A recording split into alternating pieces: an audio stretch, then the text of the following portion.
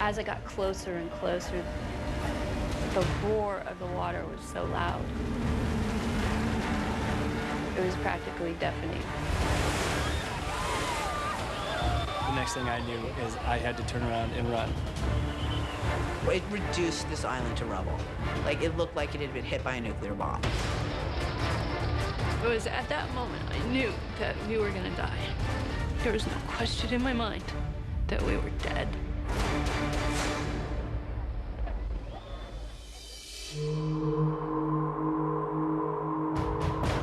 On December 26th, 2004 at 7:58 a.m., a massive undersea earthquake rattles the Earth's crust 160 miles off the western coast of the Indonesian island of Sumatra. It is the third largest earthquake ever recorded. 450 miles north at the Kokokau Island Resort in Thailand, Californian Sandy Thompson feels the tremble. I remember I was in bed reading and I felt it, and it was nothing to me. It was just a minimal earthquake. But this earthquake unleashes a catastrophic tsunami that quickly radiates across the Indian Ocean. Tens of thousands of people in vulnerable coastal communities have no idea that killer waves are thundering toward them at speeds of up to 500 miles per hour. So each time there's an earthquake happening close enough to the seafloor that there's displacement of water, there will be a so-called tsunami. Might not cause any damage, but there will be something. But this earthquake, registering magnitude 9.2 on the Richter scale, is a monster wave-making machine. It occurs at a seam in the Earth's crust known as a subduction zone, where one tectonic plate plunges beneath another. In this case, the fault between the India and Burma plates snaps and shifts more than 65 feet. This combination of vertical and horizontal jolts to the seabed displaces billions of tons of water and generates deadly tsunami waves, crossing the ocean at hundreds of miles per hour. Just minutes after the earthquake, on a tiny island off the coast of Thailand, Sandy Thompson and her boyfriend Dave are enjoying another day in paradise. We arrived at the beach at about 9 o'clock in the morning, and it was beautiful. It was picture perfect. Just the water was like glass.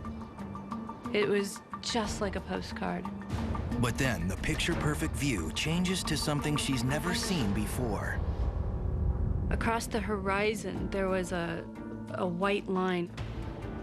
It looked exactly like a wake that a boat would leave, except it spanned across, as far as you could see, across the horizon. And then I turned around and looked behind me, and I saw all of the locals had stopped working, and they were standing on the embankment, and they were pointing. That's when I said to Dave, I think we better get out of the water. 60 miles south, on a beach in southern Phuket, Thailand, Jim Sefarati and Annette Bergsland are eating breakfast in a seaside cafe. They suddenly notice something incredibly strange. The water was receding to the point where boats were on the sand, where actually people were seeing fish flopping around.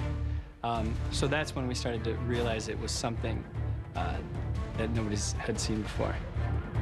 Many curious people, Thai as well as tourists, walk out onto the seabed to look at the fish. It is exactly the wrong thing to do. If the sea retreats, it will come back for sure. So that's a definitive sign that there will be an inundation coming after.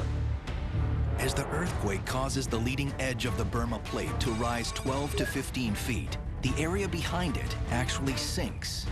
This drains water away from the coastline, but only temporarily. The overwhelming wave energy coming from the source of the tsunami soon prevails. It sends all that water and much more back to the beaches. And it arrives with a vengeance.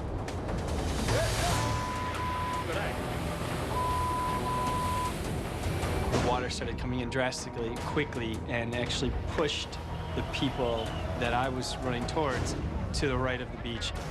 And it was a heavy wave, and it pushed them to the point where the next thing I knew is I had to turn around and run.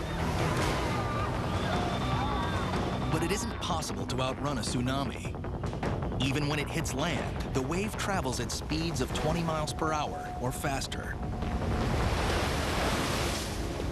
The only thing I remember is turning around and a wave hitting me and pushing me literally 200 feet up the beach over a break wall. And I never felt the break wall, which is about 5 feet high. So I was pushed up that break wall.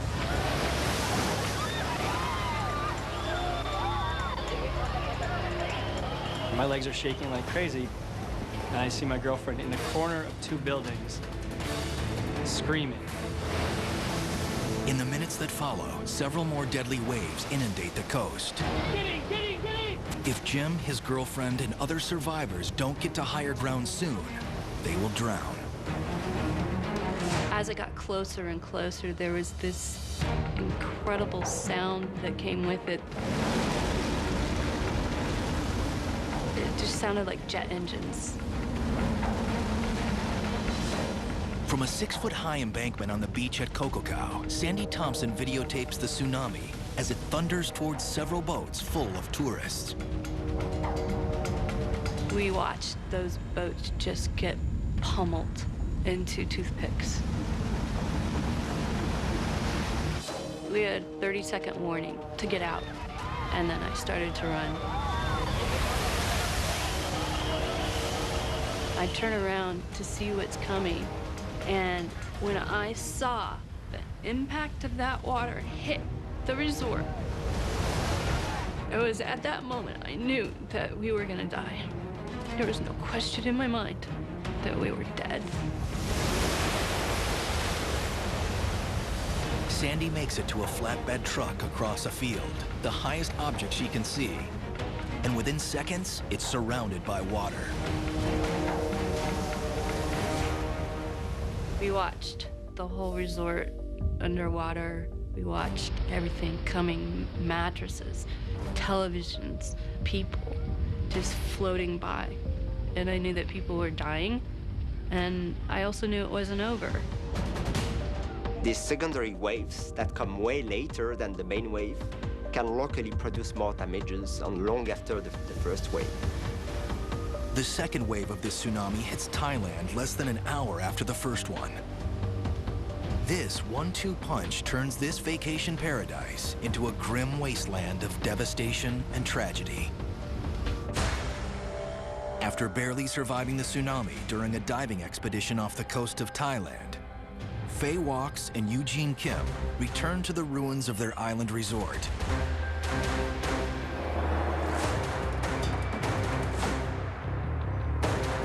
It just reduced this island to rubble. It ripped apart almost every building. It opened up the septic tanks. I mean, it looked like it had been hit by a nuclear bomb. A lot of people who had been on the island had died. They drowned.